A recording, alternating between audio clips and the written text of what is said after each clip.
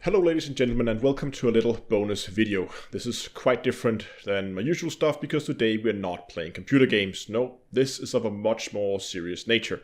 Now, it's probably missed none of you that there's quite a bit of a pandemic going on in the world right now, killing quite a few people. Now, while there's a lot you can do by social distancing, staying home, you can actually also do something active to try and help find a cure or vaccine, or at least understand this a lot better. You probably heard of the project called Fold at Home.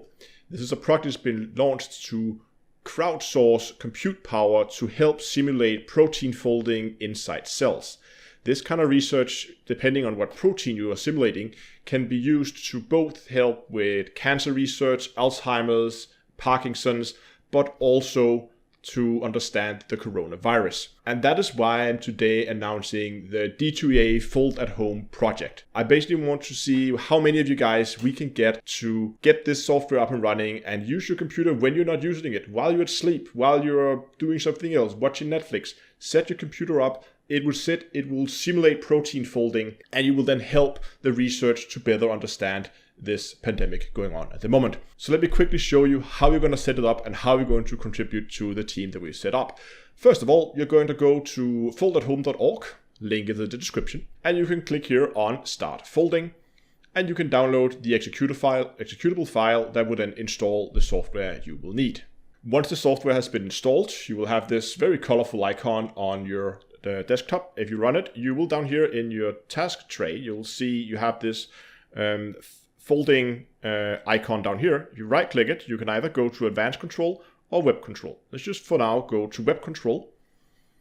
And you can see here a small, easy to understand web portal is opened up. The first thing you want to do is you just want to quickly set up your identity. Again, you can stay pretty anonymous. You don't have to give out any personal information.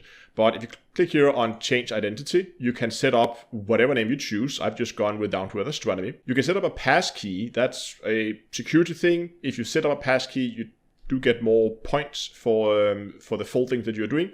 You simply just click here, get passkey. You choose your name. I choose Down to Earth Astronomy again, and then your email address, and they will then send you the passkey to that email address. Back here, you then have to set up the team number, and the Down to Earth Astronomy Fold at Home team number is 24, 74, and 26. Again, it'll be in the description, so you can just copy and paste it from there. Put that in there and click Save, and you've now set yourself up for joining the team. And as you can see here, I've done this already. I'm set up here. I've already done a single work unit at this time, so I got a few points. And if I click in here on the stats, I can then see here's me. You can see I've completed one work unit. The second one is currently running, and you can see here the team, the D2EA-Fold at Home team, currently have one contributor. That's obviously me, and we have completed one unit and a number of points. So if you set yourself up, we can see here you can use your commander name, and then we can see all the different commanders contributing to this from the D2EA community, how many work units they have completed. And I think this is a great way to help utilize some of the compute resources that we as a gaming community have available to something good. And I really hope that a lot of you guys will sign up for this and will help the cause. Again, you can set this up if you go into, for instance, we go up here and open up the advanced controls. You have a lot of options to control it from in here, setting up how many resources it's allowed to use. You can see right now I've set it to full. You can pull that back. If you don't want to use that as many resources, you can set it to only fold when you are idle. So if your computer is standing doing nothing, well, then it will start folding. And if you just suddenly need it, it will shut down the fold and give you the resources that you need. And you can then turn this off if you want to use it for gaming or something else. Again, I have a second PC, for instance, my streaming PC. I'll most likely setting that up to sit and just fold there because I really only use that when I'm live streaming or rendering.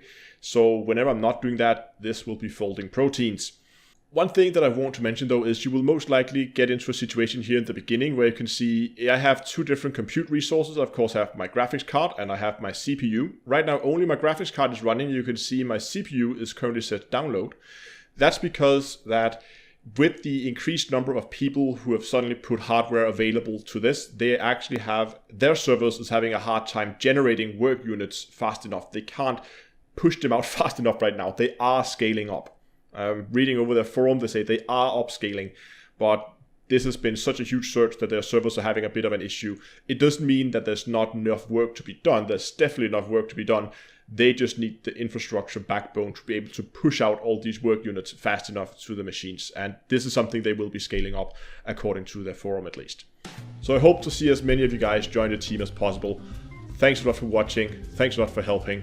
And also next time, I'll see you guys in space.